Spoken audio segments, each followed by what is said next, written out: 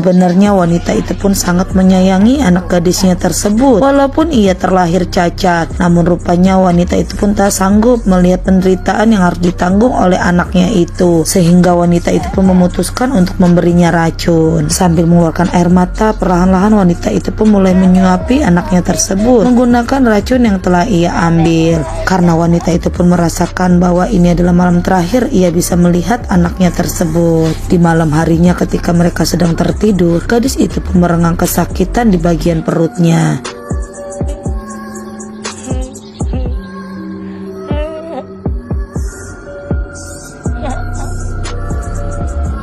Namun terlihat di sana wanita itu pun pura-pura tak mendengar tangisan dan jeritan dari anak gadisnya itu. Rupanya efek obat itu pun mulai bekerja di tubuh gadis itu. Keesokan harinya ketika wanita itu terbangun, ia pun tak menemukan anaknya berada di sana. Yang ada hanyalah noda darah yang tertinggal di atas alas kasur itu.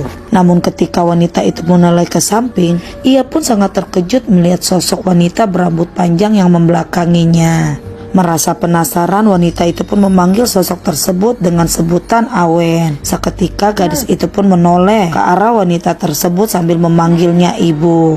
Rupanya gadis cantik yang saat ini berada di hadapan wanita tersebut adalah anaknya sendiri, gadis yang sebelumnya cacat tersebut. Wah, bagaimana? Ia pun lalu berbalik dan menatap salah satu anak lelaki tersebut. Lalu setelahnya terlihat dari salah satu mulut anak lelaki tersebut pun memuntahkan darah. Ia pun lalu pingsan di tempat. Sontak saja kejadian itu pun membuat Owen diinterogasi oleh sang kakek beserta keluarganya tersebut. Di sana sang ibu dari anak lelaki itu pun tak terima karena anaknya telah dibuat pingsan oleh Owen. Perempuan itu pun terus berkata dan menuduh Owen yang telah memiliki ilmu hitam. Namun sepertinya semua perkataan dari wanita itu pun tak memiliki bukti hingga membuat sang kakek pun marah kepada menantunya tersebut. Hingga akhirnya membuat sang kakek pun melayangkan tangannya ke arah wajah wanita itu. Membuat semua orang yang melihat hal itu pun sangat terkejut.